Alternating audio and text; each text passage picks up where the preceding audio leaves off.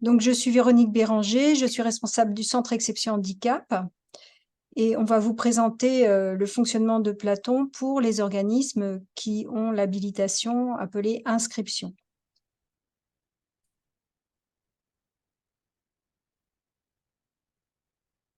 Voilà. Donc, pour juste un rappel, Platon est une plateforme accessible aux organismes habilités qui existe depuis 2010.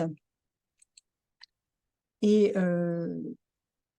je vais vous présenter le processus de Platon. Donc, vous faites vous pouvez télécharger depuis Platon les adaptations réalisées par les autres organismes. Et ensuite, vous avez l'obligation de redéposer vos adaptations numériques réalisées sur Platon.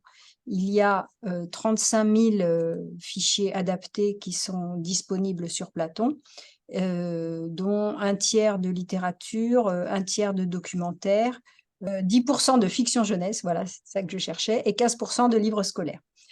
Ces adaptations sont disponibles en différents formats, donc des formats du texte, du texte Word, PDF, RTF, de l'audio avec du DAISY audio ou du MP3 et du braille numérique qui peut être embossé ou lu sur une plage braille, et enfin quelques vidéos en langue des signes.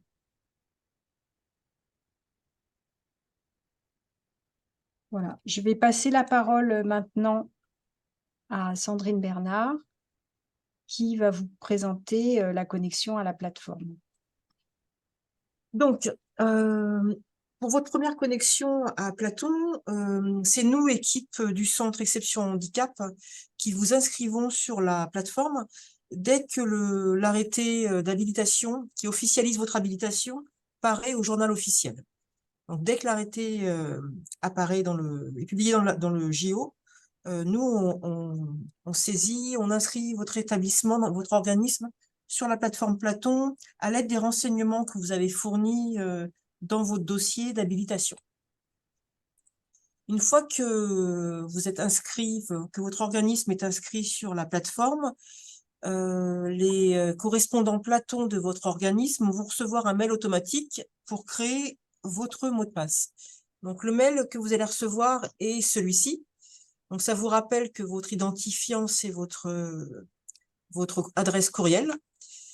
Si jamais, entre-temps, votre dossier d'habilitation transmis au ministère et la création de votre compte sur la plateforme, vous souhaitez utiliser une autre adresse mail, il faut nous le dire en nous contactant soit par téléphone, soit en nous envoyant un mail. Voilà. Donc, vous allez recevoir ce mail dans lequel il y a un lien qui est valable pendant 48 heures. Pareil, si vous laissez passer les 48 heures, le lien n'est plus valide et vous devez de nouveau vous adresser à nous pour avoir un nouveau lien. Donc, vous cliquez sur le lien et vous arrivez sur cette page-là où on vous demande de définir votre mot de passe qui doit contenir au moins 8 caractères et au minimum un chiffre, une majuscule et une minuscule. Voilà, une fois que vous avez choisi votre mot de passe, vous le confirmez en ressaisissant les mêmes caractères et vous validez votre mot de passe. Suite à ça, la plateforme Platon vous confirme que votre compte Platon a bien été créé et vous avez de nouveau un lien sur le mot « Ici » pour vous connecter là à la plateforme. Donc, vous allez arriver sur la page d'accueil de la plateforme. Donc, votre identifiant, c'est votre adresse mail et le mot de passe, c'est celui que vous avez défini juste auparavant. Et vous faites se connecter. Par défaut, vous arrivez sur cette page, qui est donc la page d'accueil, comme c'est rappelé ici, avec à chaque fois la mention de votre prénom et de votre nom. Donc, pour les organismes inscrits, la page est relativement simple. Voilà. Donc, vous avez quelques onglets dans le haut de la page. dont un onglet dont on va reparler dans quelques instants, qui s'appelle Mon compte. Juste avant d'aller sur la page Mon compte, je voudrais vous rappeler quelques consignes de sécurité ou quelques bonnes pratiques de sécurité informatique. Dans votre établissement, votre réseau Internet doit être protégé par un pare-feu. Mais toutes ces mesures de sécurité, on vous en a parlé au moment de la constitution de votre dossier d'habilitation. Donc, votre réseau Internet doit être protégé par un pare-feu. Vos postes de travail sur lesquels vous allez travailler sur Platon et sur les fichiers adaptés doivent être protégés par des antivirus mis à jour automatiquement ou manuellement. Les comptes Platon doivent être personnels. Ça veut dire que pour vous connecter à la plateforme, vous devez avoir une adresse mail personnelle et un mot de passe personnel. Vous ne pouvez pas vous connecter à la messagerie avec une adresse mail générique pour tous les membres de l'organisme ou de votre association. Ça, c'est pour vous connecter. Donc, une connexion, une adresse mail et un mot de passe personnel. Pareil, dans la série de mesures de protection informatique, lorsque vous ne travaillez plus sur la session, il faut qu'il y ait un verrouillage automatique pour une activité. Et pour la réouvrir, il faut qu'il y ait un identifiant et un mot de passe pour réouvrir votre session. Et quelque chose de fondamental, je sais pas, imaginons qu'il y ait 3 ou 4 personnes qui soient habilitées sur la plateforme Platon et donc qui aient chacune une connexion à la plateforme Platon. Il est impératif que les personnes qui soient habilitées sur la plateforme soient tenues à jour. C'est-à-dire qu'une personne quitte votre institution, vous devez absolument supprimer son compte. Une personne arrive, vous lui dites pas non, c'est pas grave, pour l'instant je te donne mon adresse mail et non, vous lui créez un compte. Voilà. Donc là, pour se connecter à la plateforme, il faut absolument que les listes des personnes habilitées soient tenues à jour.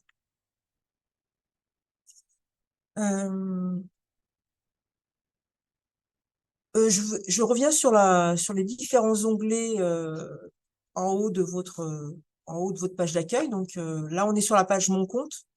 La slide d'avant, on était sur la page Accueil. Et là, on est sur la page Mon compte.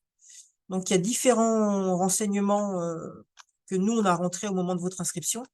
Donc, votre statut juridique, votre adresse, le nom de votre association, la personne responsable juridiquement de votre organisme et la personne qu'on appelle compte principal, qui est la référente Platon. Alors, le compte principal Platon est la seule à pouvoir réaliser certaines opérations sur la plateforme Platon. Vous avez vu qu'il y a une touche de fonction modifiée ici, et seule la personne qui est nommée compte principal Platon a la possibilité de faire certaines opérations sur la plateforme. Donc, ce que vous pouvez modifier, en fait, quand vous allez sur modifier, ça devient des champs blancs.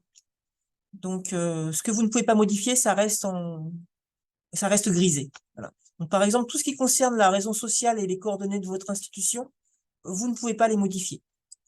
La responsable légale de votre organisme, vous y avez accès, ainsi que le nom de la personne responsable du compte principal. Tout à l'heure, je vous ai dit que pour vous connecter à la plateforme, il fallait une adresse mail et un mot de passe personnel. Ensuite, il y a une autre notion sur la plateforme qu'on appelle destinataire des courriels. C'est les courriels que vous allez recevoir de la plateforme Platon, c'est des courriels pour vous confirmer un dépôt de fichiers adapté. Donc là, les courriels, vous pouvez mettre tous les courriels que vous voulez. Une personne peut être notifiée ici en courriel sans avoir de compte Platon. Vous pouvez mettre une adresse générique de votre organisme pour que tout le monde soit au courant des fichiers déposés, des fichiers adaptés déposés, sans que ça pose problème.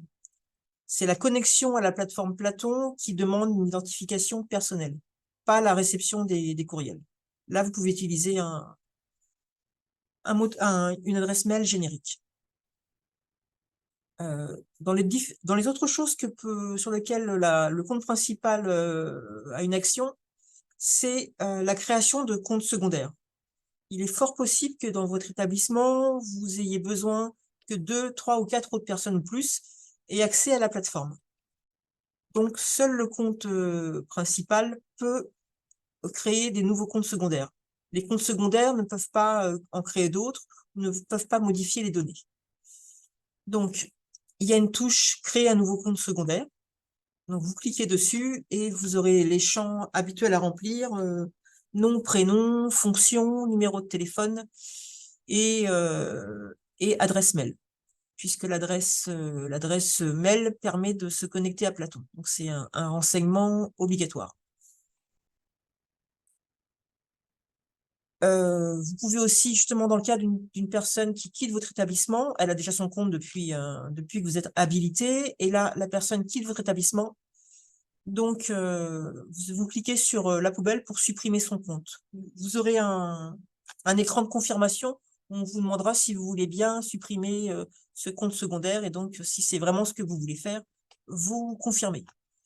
Le crayon, c'est pour modifier des données du compte secondaire, genre la personne, elle change le numéro de téléphone.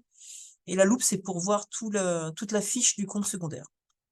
Quand on crée un compte d'un organisme, le nombre de comptes secondaires est paramétré à 10. Si vous avez besoin de créer plus de comptes secondaires, il suffit de nous écrire ou de nous téléphoner en disant « moi j'en ai besoin de plus de 10 ». Et j'ai 12 personnes qui vont intervenir sur la plateforme. Et donc nous, on modifie ce nombre en le montant à 15, 20, enfin, en fonction de vos besoins. Voilà. Excusez-moi. Une fois que vous avez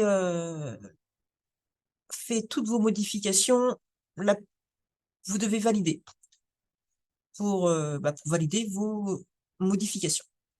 Dans la plupart des cas, lorsque vous faites des choses sur Platon, il y a une touche de validation.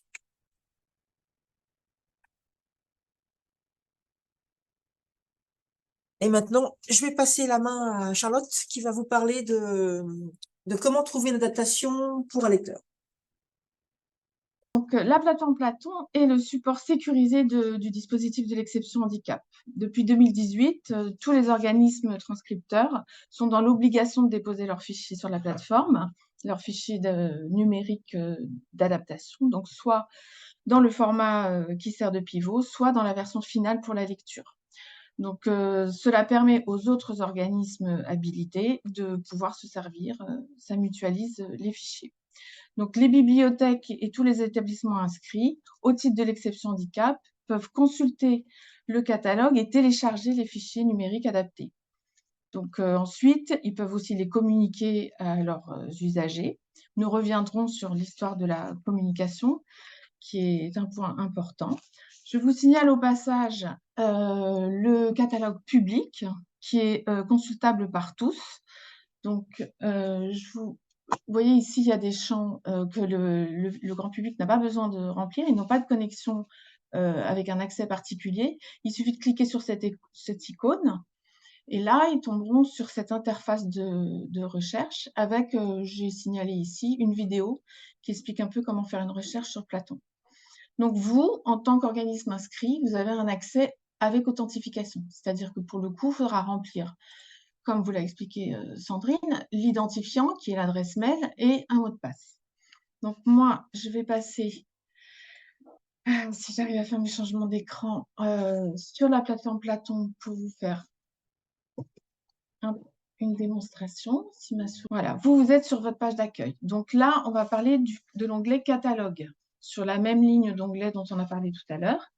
Sur l'onglet catalogue, vous avez donc une nouvelle interface de recherche propre aux organismes inscrits. Là, vous avez les champs pour le titre, enfin, un premier champ avec un élément de recherche. Vous pouvez choisir par quel élément vous allez entrer. Vous pouvez ajouter et combiner d'ailleurs les éléments pour faire votre recherche. Après quoi, vous cliquez sur le bouton « Rechercher ». Et il y a cette colonne à gauche qui présente plusieurs facettes. On peut décider par exemple de sélectionner un livre plutôt qu'un livre scolaire.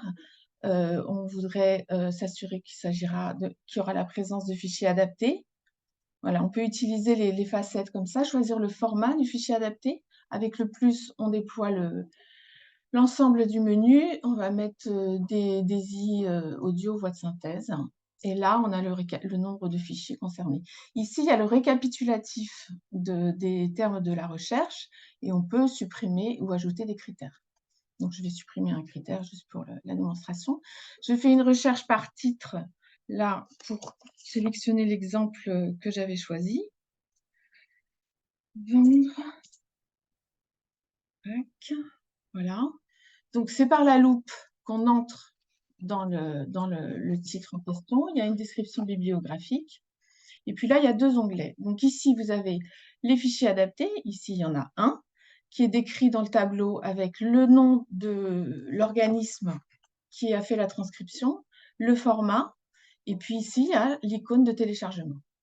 Donc là, il suffit de télécharger, vous obtiendrez le fichier. Le deuxième onglet est très intéressant aussi parce que là, vous pouvez voir les fichiers qui ont été adaptés et qui ne sont pas forcément, qui ne sont pas déposés sur Platon. Donc là, vous voyez que pour le même ouvrage, on a 6 fichiers qui existent, mais qui ne sont pas sur Platon. Ils ont été faits par ces organismes-là. Donc là, le titre, c'est adaptation réalisée. Il y a ces formats-là. Et un peu plus bas, il y a un autre tableau qui parle des adaptations qui sont en cours, qui ne sont pas encore réalisées, mais qui sont néanmoins déclarées. Donc là, vous pouvez choisir de contacter un de ces organismes dans le cadre d'échanges de fichiers adaptés entre organismes. C'est tout à fait possible. Je vais retourner sur mon PowerPoint pour vous montrer la page de la BDEA, parce que pour contacter un organisme, il faut évidemment avoir l'adresse. Et là, vous avez le répertoire des organismes sur le site de la BDEA. Donc, avec cet onglet répertoire, vous tombez sur cette page-là. Vous pouvez soit entrer ici dans ce champ le nom de l'organisme que vous cherchez, soit le rechercher. Par exemple, en cliquant sur Bretagne, vous aurez 8 organismes. En cliquant sur un, vous aurez les coordonnées. Pour avoir les coordonnées des organismes, il y a aussi le site du ministère de la Culture avec la cartographie de tous les organismes habilités, inscrits ou agréés, qui ont fait des adaptations et qui ont leur fichier numérique. Dans le cas où vous ne trouvez pas le fichier sur Platon, il y a un deuxième repérage à effectuer sur l'ABDEA, le même site, qui est une banque de données de l'édition adaptée en France. Donc, ça recense toutes les adaptations réalisées qui existent en France. C'est assez exhaustif, donc c'est un bon complément pour faire une recherche, un bon complément de Platon. Il y a aussi AB Book Service, qui est une base internationale, qui est très intéressante pour les livres de la francophonie ou les livres en anglais. Donc là, on envisage 2 situations. Soit le livre est repéré dans une des bibliothèques numériques bien connues que j'ai énumérées ici. Hein. Il y a EOL, la VH. Enfin voilà, ils sont là. Il y a plusieurs bibliothèques numériques intéressantes et à connaître. Donc dans ces cas-là, il faut éventuellement, donc vous-même, vous ne pouvez pas télécharger à partir de ces bibliothèques numériques. Donc il faut donc éventuellement aider le lecteur à s'inscrire. Donc cela peut être payant, c'est jamais des grands montants, et l'aider aussi à télécharger les adaptations dont il a besoin. Donc il trouvera des titres qui sont susceptibles de lui être utiles tout au long de son parcours. C'est donc une démarche intéressante à faire pour lui. Ensuite, il y a le cas de figure où on n'a pas trouvé le titre sur une de ces bibliothèques numériques, auquel cas, grâce à l'exception handicap toujours, vous pouvez contacter l'association qui a réalisé cette adaptation, en lui précisant bien qu'il s'agit d'une demande émanant d'une personne empêchée de lire, et l'organisme peut la lui communiquer. Donc, encore une fois, c'est le répertoire de la BDEA qui peut vous aider à trouver les coordonnées de l'organisme. Après, je précise là que la loi autorise les organismes à livrer leurs adaptations, mais ne les y oblige pas. Bon, par ailleurs, cette communication, elle peut aussi être payante. Ça dépend du modèle économique de l'organisme en question, mais dans tous les cas, ce modèle économique sera non lucratif. Donc, pour ce cas de figure, je précise aussi que vous pouvez inviter le lecteur à démarcher lui-même auprès de l'organisme, à s'inscrire le cas échéant, et il peut accéder aux fichiers dont il a besoin en toute autonomie. En admettant que vous n'ayez pas trouvé, donc, ni sur Platon ni sur la BDEA, vous pouvez faire la demande, adresser à un organisme la demande de la réalisation d'une adaptation. Donc, on a énuméré ici quelques grandes associations avec leur domaine de prédilection.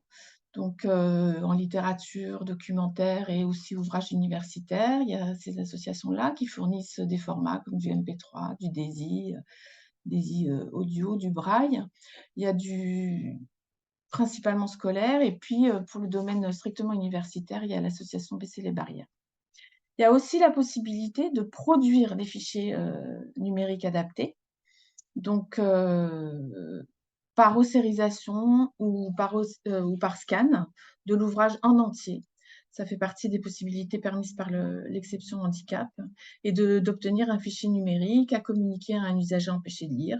Et il pourra l'utiliser avec une synthèse vocale, par exemple, comme ça lui rend service. On voulait signaler une autre possibilité parce qu'en effet, l'association Valentin Aoui a mis en place un dispositif qui permet à des bibliothèques d'obtenir des fichiers audio. Donc, c'est le dispositif qui s'appelle DAISY dans vos bibliothèques. Donc, en co-signant une convention avec l'AVH, donc l'AVH qui est elle-même inscrite à l'exception handicap et agréée par le ministère de la Culture, donc vous pourrez obtenir en livraison régulière une sélection de fichiers audio sélectionnés à partir de leur catalogue. Donc, ce dispositif permet aussi d'être accompagné pour les manipulations du matériel, les tablettes, les lecteurs Victor, et être un petit peu formé pour l'accueil des personnes en situation de handicap. C'est une très bonne solution pour une bibliothèque qui souhaite proposer des livres régulièrement et être formée par des professionnels. Il me reste à vous parler de la communication au lecteur. Une fois en possession du fichier, d'un titre adapté, l'exception handicap, comme on l'a dit plusieurs fois, vous permet de le communiquer au lecteur empêché de lire qui en a fait la demande. Mais comme on l'a dit, cette communication doit absolument s'accompagner de certaines précautions qui sont précisées dans le dossier d'habilitation et qui constituent un engagement pour les 5 ans. Et ça, en plus des mesures informatiques qu'a évoquées Sandrine, pour garantir la sécurité des fichiers adaptés dans leur stockage et dans leur circulation. Donc, ces précautions, je vais vous les décrire. Donc, il s'agit d'abord de vérifier la qualité du bénéficiaire, donc par une attestation de la MDPH, un certificat d'un médecin ou bien une attestation d'un autre professionnel comme un ergothérapeute ou un orthophoniste. En tout cas, une simple attestation peut suffire, il faut juste un document qui atteste de la qualité du lecteur. D'autre part, on doit faire signer une charte d'engagement à l'usager ou à son accompagnement pour garantir une utilisation strictement personnelle du document. Donc, même s'il peut l'emporter chez lui, comme on l'a dit plusieurs fois, il peut le lire avec un aidant, mais il ne doit absolument pas transmettre le fichier. Donc, il y a un modèle de cette charte qu'on peut utiliser sur le site du ministère de la Culture. Il faut aussi maintenir une liste des bénéficiaires avec leur adresse mail. Donc, on doit faire attention à respecter la RGPD avec, par exemple, une limitation dans le temps à 3 ans. Cette liste peut prendre des formes variées, ça peut être sur un tableur, sur une base de données, ça n'a pas d'importance. Et il faut aussi, si vous envoyez les adaptations par mail, tenir un journal des envois en sorte de garder la traçabilité de chacun de ces fichiers. Je vais passer la parole à ma collègue Delphine pour vous parler du dépôt des fichiers adaptés. Je reprends le partage d'écran, Charlotte. Voilà. Donc, moi, je vais vous parler du dépôt des fichiers adaptés. Donc, dans un premier temps, je vous conseille déjà de préparer en amont vos fichiers. Donc, pour une adaptation, c'est égal à un format donné, c'est-à-dire DocX, PDF ou DXB, par exemple, et surtout un fichier. C'est-à-dire que si votre adaptation fait l'objet de plusieurs fichiers, par exemple, je vais vous montrer de manière un peu plus concrète. Voilà, j'ai un dossier zip. Voilà, j'ai mis ici un corps de l'ouvrage plus sa couverture. Donc, il faudra les compresser dans un dossier zip. Là, je vais retourner en arrière. Voilà. Donc, après, il faut le nommer. Donc, nommer votre fichier de façon assez claire. Donc, moi, je l'ai nommé, par exemple, en commençant par l'EAN du titre, vous voyez. Alors, l'EAN, c'est la carte d'identité de l'ouvrage. Donc, comme ça, c'est vraiment très clair. Plus là, un petit underscore, tiré du 8 et le titre ou le début du titre si celui-ci est très long.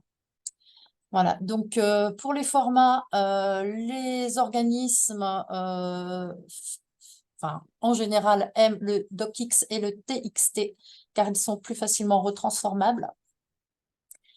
Et donc, c'est plus pratique, on vient dire, pour l'ensemble des organismes. Donc là, je vais vous montrer comment déposer sur Platon. Donc là, j'utilise l'onglet « Déposer, déclarer ». Ici, voilà pourquoi il est bien d'appeler vos fichiers en commençant par le N, parce que quand vous les déposez, on vous demande directement le AN13 de l'ouvrage. Donc là, moi, je vais aller le chercher, le copier-coller. Je vais aller dans mes ouvrages à déposer sur Platon. Je vais aller déposer cet ouvrage qui est aussi un fichier zip où à l'intérieur, je peux vous montrer, il y a un format MP3. C'est donc un DAISY audio ou un MP3, tout ça. Voilà, je revois. Donc là, je vais copier-coller son EAN. Alors, renommer. CTRL-C, je reviens et CTRL-V. Je valide. La fiche, voilà, on arrive sur une page qui s'appelle titre déposé. La fiche s'affiche avec les détails de l'ouvrage. Ici, donc, j'ai donc un MP3. Donc, le format, je vais déclarer MP3. Alors, MP3, et donc j'ai le choix entre voix de synthèse et voix humaine. Moi, je vais dire que c'est de la voix humaine. Je n'ai rien d'autre à déclarer sur ce fichier. Je vais aller donc cliquer ici sur choisir mon fichier et là, je vais le sélectionner. Ouvrir. J'espère qu'il va. Je recommence. Voilà. C'est un petit peu lent quand c'est en partage d'écran, je suis désolée. Voilà, le fichier vient s'incrémenter ici. Et donc là, vous pouvez appuyer sur plus. Donc là, il y a le téléversement du fichier.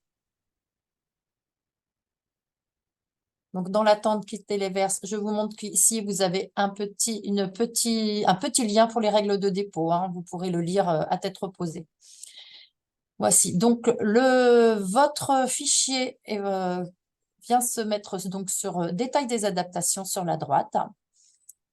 Et vous pouvez donc ainsi le vérifier. Si vous voyez que vous avez fait une erreur, vous pouvez le modifier ou le supprimer si ce n'est pas le bon fichier ou si vous avez commis une erreur.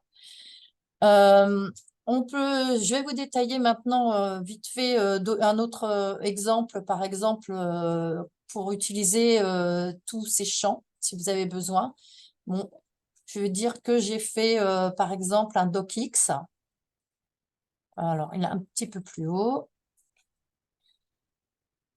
Il faut le chercher dans le menu déroulant, docx. Je vais déclarer une police. Je vais dire que j'ai fait, par exemple, de l'Arial, gras, taille 24. Pourquoi pas. Ici, vous pouvez ajouter un petit commentaire si vous en avez besoin, par exemple interligne, un 5, enfin ce que vous jugez utile pour que les autres organismes comprennent bien ce que vous avez fait. Adaptation partielle est uniquement à utiliser en cas d'ouvrage scolaire. Donc, c'est un peu plus, on va dire, compliqué, mais bon, ça fera peut-être l'objet d'un autre plateau info à la demande.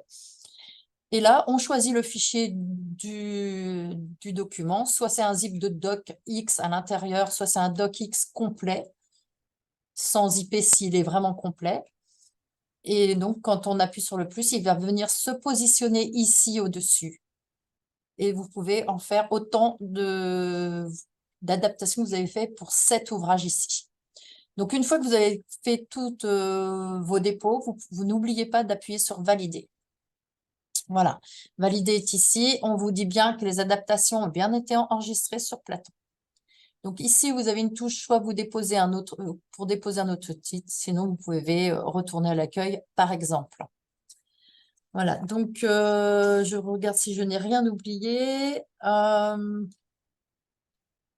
Non, bah voilà. Donc voilà, une fois que vous avez donc déposé les adaptations des ouvrages que vous avez faits, vous pouvez toujours vérifier par l'onglet Mes dépôts. Vous voyez, là, votre dépôt est là. Et quand vous cliquez sur la loupe, vous voyez que vous revenez sur l'écran titre à déposer et là, vous pouvez rajouter, modifier, corriger, ainsi de suite. Voilà, donc je vais vous dire, montrer aussi quelque chose si dans ce plateau info est très loin pour vous et que votre mémoire fait défaut. Par exemple, pour ce qu'a présenté le catalogue Charlotte, vous voyez sur la droite, vous avez des vidéos d'aide pour déposer et déclarer ce que je viens de vous présenter également, une vidéo d'aide. Et ce que vous a présenté Sandrine, ma collègue, vous bénéficiez aussi d'une vidéo d'aide pour l'onglet Mon compte. Ben voilà, je vais laisser la place aux questions. J'en ai terminé. Je vais quitter le partage d'écran. Voilà. Si... C'est bon, Sandrine? Voilà, donc, est-ce que vous avez des questions sur tout ce qu'on vient de voir? On a abordé beaucoup de... Donc, rétablissez vous-même votre micro. Alors, effectivement, si je peux poser une question, en fait, moi, je suis, grâce au réseau de médiathèques de Clermont-Ferrand, je peux bénéficier de l'exception culturelle. Nous avons au conservatoire un déficient visuel et j'imaginais qu'on pouvait accéder à des partitions, mais j'ai vu qu'il y en avait très, très peu, finalement, de partitions en braille. Il y a très peu de partitions, mais vous pouvez faire des demandes de partitions. Notamment, il y a un organisme qui est spécialisé dans les partitions. Je sais que je crois que le livre de l'aveugle en fait. Et il y a un centre musical de transcription en braille, CMTB. Oui, sauf que c'est payant. Oui, bien sûr. Voilà, c'était ça. L'idée, c'était que le jeune qui est étudiant puisse bénéficier d'un certain nombre de choses. Et alors, par ailleurs, nous avons des élèves qui souffrent des troubles des apprentissages et qui sont 10. Et nous avons des manuels scolaires, mais de formation musicale. Est-ce que vous avez connaissance que les éditeurs de musique déposent leurs manuels scolaires ou comment ça se passe? Ça, j'ai pas d'informations. Je ne sais pas si dans l'équipe, vous avez des informations sur ces éditeurs-là. Vous voyez les éditions Le Moine, Biodo, ce genre de choses? Les éditions Le Moine, elles sont très coopératives. Quand on leur demande des documents, elles les fournissent. Mais par contre, elles ne fournissent pas spontanément les manuels que peuvent utiliser les jeunes. Mais par contre, il n'y a aucun souci pour fournir des fichiers, ça je le sais. D'accord, mais ça veut dire aussi ce que j'ai cru comprendre, ce que je n'avais pas compris, c'est qu'on pouvait faire des scans et qu'on pouvait, le cas échéant, faire des OCR pour pouvoir Tout à fait. que le texte soit syllabisé ou des choses Tout comme à ça. fait. Si vous êtes habilité à l'exception handicap, vous pouvez Oui, effectivement, d'accord. scanner ou sériser vos textes. D'accord. Et est-ce que c'est tout ou partie? Il y a un pourcentage du manuel qui doit Non, être… absolument non. pas. D'accord. C'est en fonction des besoins des gens que vous suivez, des gens qui viennent vous D'accord. voir. Donc, ça veut dire que, est-ce que dans cette optique-là, le manuel, même si les éditeurs ne mettent pas à disposition les fichiers XML qui nous permettent de récupérer les partitions, si moi je la recrée, la partition, je peux la donner à mon élève et je rentre dans ce cadre d'exception culturelle? Oui. Vous la recréez à partir de quoi? Ben, j'ai des logiciels de graveur. Mais l'exemplaire, vous l'avez acheté, c'est ça? Oui, Vous moi avez- j'ai l'exemplaire et l'élève. Ah oui, tout à l'élève fait. a Alors, donc, l'exemplaire. effectivement, vous êtes protégé par la loi et par le droit, effectivement. Oui. D'accord. Après, vous lui transmettez avec les mentions légales au début. Vous rajoutez une image avec les mentions légales. D'accord. Voilà, Je pour vois. que lui sache que c'est pas une copie pirate déjà qu'il a Oui. entre les mains. Voilà, c'est ça. Si nous, on est inspecté, on n'a pas besoin du timbre puisque ce n'est pas une copie pirate. Nous, nous, on vous a des devez timbres. inscrire les mentions légales au début. Bien Voilà, sûr. pour dire que ça a été fait dans ce cadre-là. Et si l'élève se retrouve avec un PDF d'une partition sur son ordinateur, il faut qu'il sache d'où ça vient et qu'il ne doit pas le diffuser. Bien Voilà. sûr. Et une dernière chose, mince, Et on est bien j'oublie. clair, c'est uniquement pour les élèves empêchés de lire, hein. C'est Bien pas. sûr, Oui, c'est tous les élèves 10 que nous avons et voilà, tout à fait. qui rencontrent des difficultés, et pour lire le texte et pour lire la partition aussi. Et J'imagine, donc, oui, on est obligé j'imagine. de mettre des couleurs pour eux, pour les notes aussi, au même titre que les. D'accord. Que les lettres ou D'accord. les phrases. Ok. Voilà, c'est ça. Et est-ce que, du coup, ce genre de choses peut être mis à disposition d'autres? Parce que j'imagine que je ne dois pas être la seule à avoir besoin d'adapter les, Les partitions. les partitions. Est-ce que Vous dans le pouvez, cadre de. Pardon. alors, si vous modifiez un petit peu le scan en faisant des agrandissements, vous pouvez le redéposer sur Platon. D'accord. Il faut que Après, j'y apporte des modifications. voilà, c'est ça. Et si vous connaissez des organismes qui sont habilités dans ce cadre-là, vous avez le droit de leur confier ces adaptations en vérifiant qu'ils sont bien habilités dans le cadre de l'exception handicap. Donc, vous allez à l'adresse que vous a montrée Charlotte, qui Mhm. liste J'ai vu. les organismes habilités à l'exception handicap, et que la partition que vous leur donnez est bien à destination d'un élève empêché de lire. Voilà, c'est pas pour un prof qui va faire cours avec pour toute sa classe, quoi. Tout à fait, j'ai bien entendu. Non, Il non, faut c'est bien pour nos vérifier ces élèves en deux points, et difficulté. puis vous pouvez, en vertu du traité de Marrakech, échanger les adaptations avec les autres organismes habilités en France. Très bien, je vous remercie beaucoup. Est-ce qu'on aura l'occasion? Je vous en prie. Est-ce qu'il y a d'autres questions?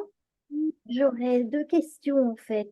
La première, c'est au sujet de la mention légale, parce qu'on n'était pas sûr d'avoir bien compris. Je récupère un document adapté sur la plateforme Platon. Ce document, il a déjà sa mention légale de l'organisme qui l'a adapté. Donc, je n'ai rien à rajouter à ce niveau-là. Non, vous le transmettez avec sa mention légale d'origine. C'est si vous scannez et que vous faites votre propre adaptation, à ce moment-là, vous rajoutez une mention légale, vous indiquant que c'est vous qui avez fait l'adaptation. Et si on passe par le biais d'un organisme qui réalise des adaptations, c'est lui qui en Ah dépose. oui, On va me dire, tout à d'accord. fait. Après, Voilà. si vous repassez derrière, vous colorisez, ou vous pouvez dire réalisé par l'APIDV et par le nom de votre organisme, vous rajoutez votre nom. Mais bon, si vous transmettez tel quel. Est-ce qu'il y a d'autres questions? Oui, Moi, bonjour. je veux bien vous poser une question. Moi, je suis toute nouvelle, hein. Je viens de débarquer dans le réseau et donc je découvre Platon vraiment. Et vous avez dit tout à l'heure, ce qui est intéressant, c'est de pouvoir préparer les fichiers et le mieux, c'est des TXT ou des docx. Mais je comprends pas vraiment. Par exemple, on a un livre qu'on voudrait adapter, on le scanne, donc forcément, ce sera un PDF. Et donc après, on le dépose sur Platon. Pourquoi le texte, pourquoi le TXT ou le docx? Pourquoi? Moi, j'ai précisé que c'était ce que préféraient en général les organismes parce qu'ils sont plus facilement retransformables. Mais si vous faites un PDF, ça va très bien, hein. Ça va très bien, oui. Bah oui, parce Oui, que bien sûr. quand on Oui, scanne, en oui, général, bah, je comprends, ouais. c'est PDF. Non, mais ça va très, très bien. Mais c'est juste, voilà, un format préféré des organismes. D'accord. Parce que Attention, quand parce ils que le récupèrent, ils peuvent plus le retravailler. Oui, attention, parce que si vous faites un scan, est-ce que oui. vous produisez un PDF image ou quelque chose d'ossérisé? Ah bah ce serait un PDF, enfin ce serait un scan, je dirais, qu'on fait sur une photocopieuse en choisissant scan, Voilà. numérisation. Ce Voilà. serait une Donc numérisation. je suppose que c'est un PDF image où le texte n'est pas sélectionnable. Oui, ce serait vraiment la page entière, on Voilà. sélectionne. Mais ça, ne le remettez pas sur Platon. C'est pour ça D'accord. qu'on indique que c'est doc ou TXT, parce que quand vous faites un OCR, vous avez le choix de la sortie. Vous pouvez le sortir en PDF, en TXT, en doc. Quand vous faites une image, vous n'avez pas le choix de la sortie, et c'est forcément du TIFF, du JPEG ou du PDF. Oui, Voilà. oui. Et pour ce qui est des scans images, ne les redéposez pas sur Platon, parce que D'accord. ce n'est pas Pas de utile. scan image. Enfin, c'est utile vraiment à la marge si les organismes sont n'ont rien d'autre. Mais Après, ce que moi je peux, enfin, je sais pas, j'imagine ce que je peux faire, c'est je scanne sur mon copieur, hein, normal, sur le copieur de la BU, et après, je l'enregistre sous, et là, par exemple, comme vous dites, sous, non, ça marchera pas. ça marchera pas. Non, non, non, parce qu'il faut que votre scanner fasse un OCR, c'est-à-dire qu'il reconnaisse les mots et les lettres et qu'il interprète les mots et les lettres qu'il voit. Après, il faut relire le document parce qu'il y a 98% enfin, il y a 2% d'erreurs. Donc, il faut relire le document pour qu'il y ait le moins d'erreurs possible. Donc, c'est quand même un travail assez important de faire un D'accord. OCR Donc, correct. c'est vraiment quelque chose de très spécifique, Oui, quoi. voilà. C'est un scan OCR, c'est ça. Voilà, c'est ça.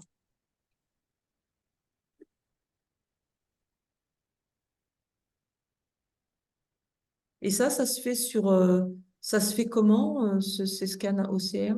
Il y a un logiciel que nous avait recommandé un organisme. Je vais essayer de- Vous travaillez dans quel BU, si je puis me permettre? À la BUD de Lyon, à Tours. D'accord. Mm. C'est pas la Bolca que tu cherches, Véronique? Non? Et un autre, Il y avait Calibre.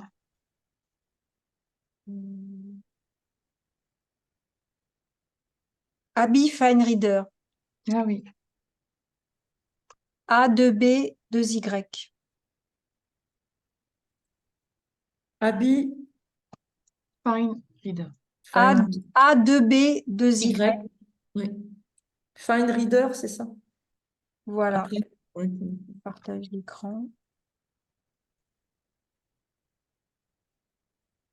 Voilà, c'est ce logiciel-là qui permet de faire. Mais alors, je vois plan et tarif, ça doit être quelque chose, il faut l'acquérir, hein.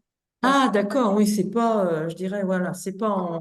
Et il n'y a pas je dirais, de logiciel gratuit, enfin, de choses plus. OCR, bah, si c'est gratuit, c'est pas de la bonne qualité. Oui, L'intérêt de Abi Fine Reader, c'est que c'est une bonne reconnaissance de caractère. Vous avez peu de corrections à faire après. Si vous d'accord, prenez quelque chose de gratuit, ça marchera pas. Enfin, ce sera moins bon. oui, c'est ça. D'accord. Merci beaucoup. Bonjour, j'aurais une question aussi, s'il vous plaît. Bonjour. Alors, je m'appelle Stéphanie Tasca, je suis à Aix-Marseille Université.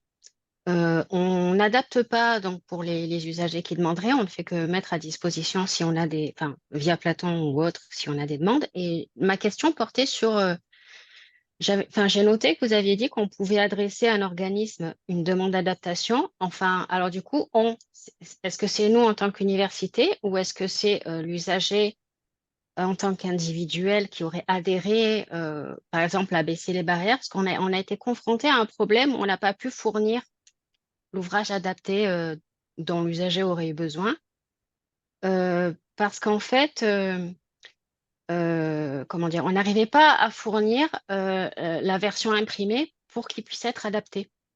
Par exemple, sur le marché de l'occasion, le livre dont on aurait eu besoin, il coûte à peu près 200 € et EOL nous a dit qu'il n'avait pas les moyens de l'acheter. Et cette usagée, elle continue à le chercher, mais à un tarif raisonnable, elle ne le trouve pas. Du coup, je me demande comment font les structures, parce que par exemple, ce qui est un peu aberrant, c'est que nous, on l'aurait dans nos collections.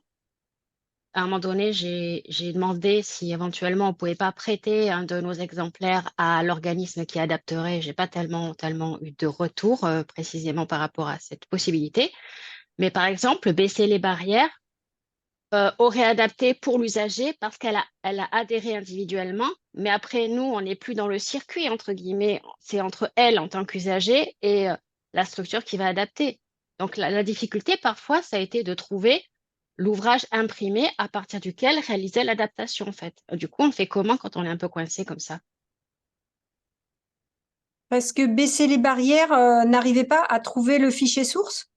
Non, ils n'arrivaient pas à trouver la version source. En l'occurrence, c'était un ouvrage qui était édité en 92 et qu'on ne trouve plus Oui, d'accord. à acheter. Voilà, donc Ouais. on ne Et trouve plus si à vous l'achat. l'avez dans vos collections, le service repro peut faire un PDF. À Toulouse, Jean Jaurès, s'il fonctionne comme ça, il donne des livres à scanner au service repro. Bon, moyennant, il y a un budget, hein, dédié à ça. Mais en tout cas, vous pouvez faire le scan du livre et le donner à Baisser les barrières. Alors, c'est là où viendrait peut-être une seconde question, parce que là, moi, je m'en mêle un peu dans les adaptations. C'est-à-dire que la personne, elle en avait besoin au format PDF Word pour pouvoir faciliter ses citations dans son travail universitaire.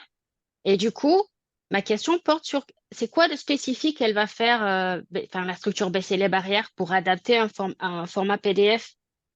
Si vous lui donnez le PDF image, elle a par exemple Abby FineReader pour faire un OCR et pour mettre en page après les tableaux, mettre des balises pour indiquer que c'est un tableau, par exemple. Voilà, elle fait de la mise en page pour transformer votre PDF image en fichier Word écoutable par une synthèse vocale, par exemple, pour que D'accord, non.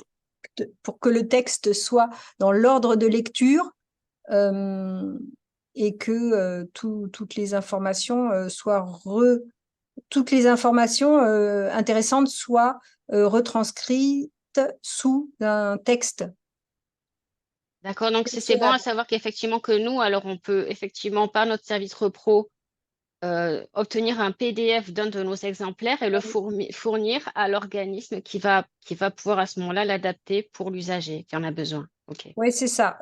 Alors, vous l'envoyez avec toutes les précautions nécessaires, par exemple par Swiss Transfer ou par France Transfer avec un mot de passe. Pour D'accord. pas que le fichier se balade sur les réseaux, parce que dès que vous envoyez par mail, il y a toujours le danger que le fichier soit capturé, piraté. D'accord. Par Swiss Transfer? Oui, c'est un service qui permet d'ajouter des mots de passe. Ou France Transfer, mais je crois que France Transfer, c'est uniquement entre agents de l'administration. D'accord. Voilà. Ok, bon, bah, je note l'info, merci. Je vous en prie.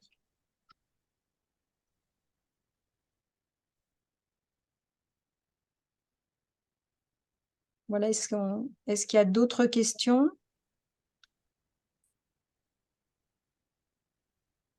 Non. Bon, bah, on peut clore peut-être ici. Bah, merci en tout cas de votre présence. Et Merci. n'hésitez pas à nous contacter si vous avez d'autres questions après hein, au 01 53 79 54 47. Exception.handicap@bnf.fr.